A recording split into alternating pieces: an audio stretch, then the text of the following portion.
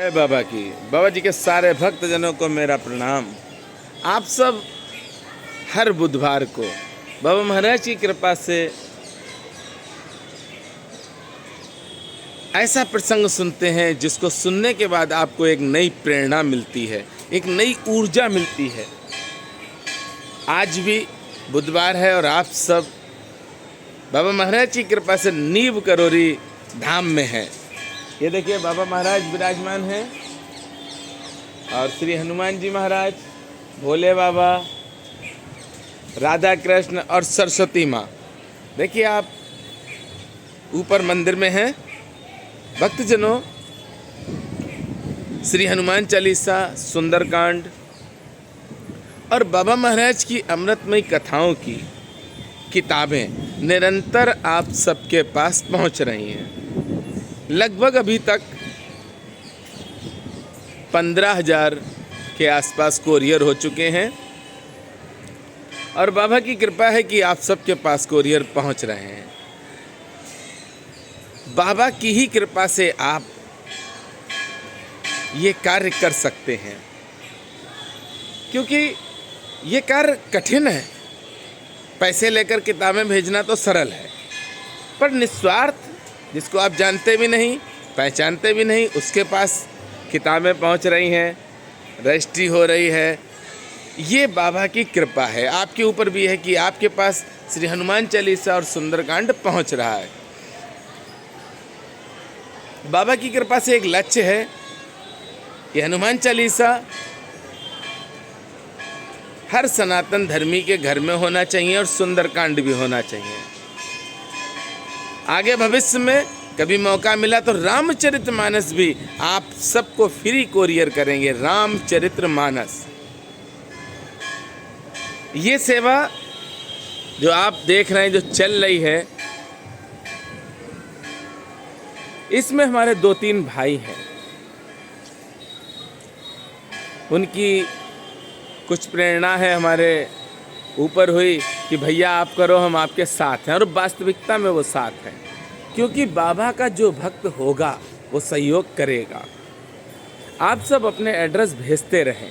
निरंतर आप सबके पास कोरियर के माध्यम से ये पुस्तकें अमृतमयी पहुंचती रहेंगी, जिसमें बाबा महाराज की कथाएं भी हैं और बाबा महाराज की कृपा से सुंदरकांड और हनुमान चालीसा भी है।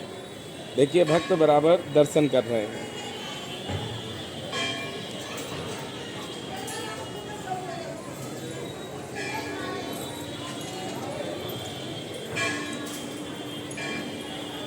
भक्त निरंतर दर्शन कर रहे हैं।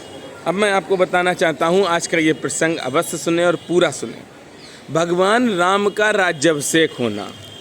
आपने सुना है भगवान राम का राज्याभिषेक सुबह होना था और रात में कैकेयी जी ने वनवास मांग लिया। और हम लोग आरोप लगा देते हैं माँ कैकेयी के ऊपर, पर नहीं भैया, पूरा प्रसंग सुन लीजिए। आज के बाद आप कभी भी माँ कैकेयी पर आरोप नहीं लगाएंगे। क्यों नहीं लगाएंगे? प्रभु श्री राम का राज्याभिषेक था। रात में जब माँ कैकेयी को पता चला कि प्रभु का कल अभिषेक है, तो भगवान के अभिषेक ना हो पाए भगवान का, इसलिए कैकेयी जी ने कहा दशरथ जी से कि मुझे 2 वरदान दीजिए। जो आपने वरदान कहा था आज मुझे दे दीजिए। दशरथ जी ने कहा ले लो। और कैकेयी जी ने कब वरदान मांगे थे, ये भी आप सोच रहे होंगे। राजा दशरथ की जब लड़ाई चल रही थी और रथ के पहिए की कील निकल गई थी, उस समय कैकेयी माँ ने अपनी उंगली डाली थी, क्योंकि कैकेयी माँ की उंगली वज्र की थी, श्राप लगा था। भगवान राम का वनवास मांगा माँ कैकेयी ने। क्यों मांगा, किस कारण से मांगा, पूरा प्रसंग सुने, आनंद आएगा आपको। एक बार राजा दशरथ और कैकेयी जी घूम रहे थे और घूमते घूमते घूमते घूमते बाली के राज्य में पहुंच गए। जब बाली के राज्य में पहुंचे तो बाली ने कहा दशरथ जी से कि सुनो, आपकी पत्नी हमें अच्छी लगी, इसलिए अपनी पत्नी को यहाँ पर छोड़ दीजिए। दशरथ जी बाली के सामने मजबूर थे। दशरथ जी ने कैकेयी जी से कहा कि वो ऐसे ऐसे कह रहा, क्या करें। कैकेयी जी बोली कोई बात नहीं, परेशान ना हो। व्यक्ति का सम्मान क्या होता है ये भी समझ लीजिए। एक स्त्री और एक शीश पे रखी हुई पगड़ी। राजा दशरथ मुकुट पहने थे। कैकेयी जी ने कहा कि अपना मुकुट दे दो, क्योंकि अगर आज हम यहाँ रुक गए तो ये जो आपका सम्मान है ये सम्मान बरकरार नहीं रहेगा। पर आपका मुकुट अगर इसने रख लिया तो कोई ना कोई तो हमारे वंश में ऐसा आएगा जो इससे मुकुट ले लेगा। और वही हुआ। राजा दशरथ जी ने कैकेयी जी की बात मानी और राजा ने बाली से कहा कि तू मेरा मुकुट ले ले। बाली ने कहा ठीक है, अपना मुकुट दे दो। मुकुट देने का मतलब है कि उसने राजा दशरथ के सम्मान को छीन लिया। कैकेयी जी को याद था। कैकेयी जी ने इसीलिए सोचा कि आज अगर हम राम का वनवास नहीं मांगेंगे तो सबको पता चल जाएगा कि राजा दशरथ से इसने मुकुट छीन लिया है। और बिना मुकुट के राज तिलक हो जाए ये तो असंभव है भैया। राज तिलक पूर्वजों का जो मुकुट होता है उसको ही शीश पे रखा जाता है। जब राम के पास मुकुट है ही नहीं, दशरथ जी के पास मुकुट है ही नहीं, तो राज तिलक किस बात का। कैकेयी जी ने सोचा कि आज अगर वनवास नहीं मांगेंगे तो हम सबका इज्जत और सम्मान सब खत्म हो जाएगा। सब लोग जान जाएंगे कि बाली ने ऐसा ऐसा किया। राजा दशरथ तो शोक में रहे, क्योंकि राजा दशरथ ने मांगा भी था, मनु जी ने मांगा था कि जब आप से हम बिछड़े तो मेरे प्राण छूट जाए। तो ये तो वरदान दशरथ जी ने मांगा था। इधर बाली ने मुकुट रख लिया। प्रभु श्री राम पहुंच गए वनवास में और बाली को प्रभु ने मार दिया, पर मुकुट नहीं मिला। बाली ने पूछा प्रभु कौन सा हमने अपराध किया, क्यों मार रहे हो। तब भगवान ने सारे अपराध उसके बता दिए, सारे अपराध उसके बता दिए। वह बाबा महाराज की कृपा से ही मैं बता रहा हूं आपको। जब उसने माफी मांग ली तो भगवान ने उससे कहा कि बताओ तो मैं तुम्हें जीवित कर दूं। पर बाली ने कहा नहीं प्रभु, जो जीवन भर आपका नाम लेते हैं लास्ट में उनके मुख से भी आपका नाम नहीं निकलता, और आप तो मेरे सामने खड़े हैं, इसलिए अब मुझे जीवित ना करिए। मुकुट कहाँ गया ये आप सोच रहे होंगे।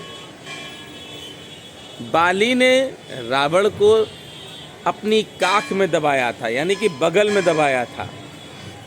और बाली कहीं पर भी जाता था, किसी से युद्ध करने जाता था या किसी के घर जाता था, तो रावण को साथ में लेकर जाता था, दिखाता था देखो ये रावण है, ये मेरे पास दबा हुआ है। रावण साथ में रहता था। एक बार बाली क्रीड़ा करने के लिए चला गया। इधर अंगद बालक थे, छोटे थे। अंगद ने जब रावण को बंधा हुआ देखा तो उसको लात मार मार के खेल रहे थे। बाली की पत्नी ने जब देखा तो उनको दया आई और उन्होंने रावण को छोड़ दिया। रावण ने जो मुकुट राजा दशरथ जी के पास था, जो बाली ने ले लिया था, वह मुकुट लेकर रावण भाग गया लंका में। अब मुकुट पहुंच गया लंका में। इधर बाली को प्रभु श्री राम ने मोक्ष दिया और उससे पूछा कि मुकुट कहाँ है, तो उसने बताया कि वो तो रावण ले गया। भगवान श्री राम ने रावण से मुकुट हासिल करने के लिए ही अंगद को भेजा और अंगद जी जब रावण की सभा में गए और अपने पैर को जब जमीन पर पटका है, जब पैर को पटक दिया अंगद जी ने, तो सारे मुकुट उतर गए और अंगद जी ने मुकुट सारे भगवान के पास फेंक दिए और कहा कि आप पहचान लो कौन सा मुकुट आपका है, मैं नहीं जानता हूँ। जब सारे मुकुट प्रभु के पास पहुँच गए तो प्रभु का जो मुकुट था प्रभु ने अपने पास रख लिया, क्योंकि भगवान कभी भी, आप भगवान के लिए कुछ भी अगर करते हैं तो ये मत सोचिए कि भगवान आपको देख नहीं रहे हैं। भगवान आपको देख रहे हैं, समझ रहे हैं और आपके द्वारा किए गए कर्मों का आपको फल भी मिलेगा। अच्छे कर्म करेंगे तो अच्छा फल मिलेगा और गलत कर्म करेंगे तो गलत फल मिलेगा। फल तो मिलना है, कैसे भी मिले। भगवान श्री राम का मुकुट प्राप्त हो गया और भगवान अयोध्या आए। जब भगवान राजा बने हैं तो वही मुकुट भगवान श्री राम को दिया गया और भगवान श्री राम ने अपने शीश पर धारण किया। भक्तजनों, आप सब अपने पता भेजते रहें, पूरा एड्रेस भेजें, जिससे कि मैं बाबा महाराज की जो अद्भुत कथाएं हैं उन सबको भेजता रहूं। किसी से भी कोई शुल्क नहीं लगना है, किसी भी तरह का आप लोगों पर शुल्क नहीं लगेगा, निःशुल्क है ये और सारे भक्तों के पास पहुंच रही हैं।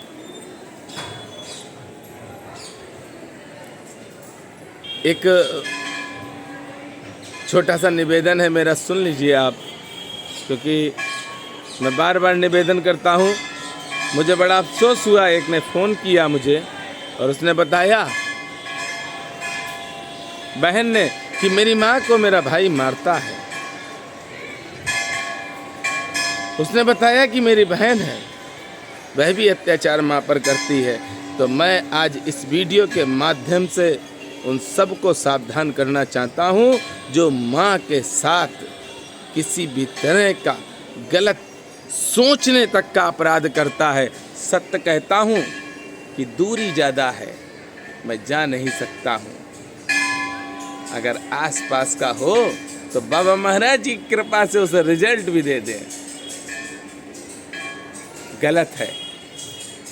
मैं तो बहनों, भाइयों, माताओं, पिताओं सबका सम्मान करते हैं। अरे सबसे बड़े भगवान माँ है, और जो माँ का नहीं, जो पिता का नहीं, वो संसार में किसी का नहीं। गरीबी आएगी चली जाएगी, अमीरी आएगी चली जाएगी, रूप आएगा चला जाएगा, धन दौलत आएगी चली जाएगी, पर माँ का आशीर्वाद और पिता का आशीर्वाद और बहन का आशीर्वाद तो सदैव साथ रहेगा। इसलिए माता पिता की सेवा करो। माता पिता के चरणों में जन्नत है। माँ का मतलब है कि हम अपनी बात को कह सकें।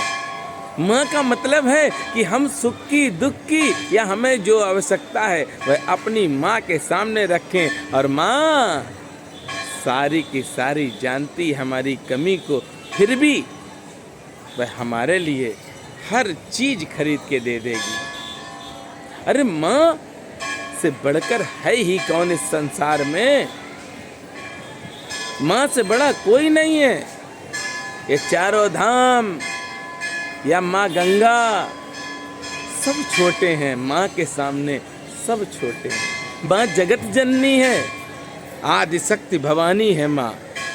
माँ से बड़ा कोई संसार में नहीं। इसलिए माँ की सेवा करो। और आप सब अपने पूरा एड्रेस भेजते रहें। आपके पास निरंतर हनुमान चालीसा, सुंदरकांड और बाबा महाराज की कथाएं नींव की छांव से नींव करोरी गांव तक की पहुंचती रहेंगी। और मेरे साथ प्रेम से बोलेंगे, बोलिए नींव करोरी महाराज की जय।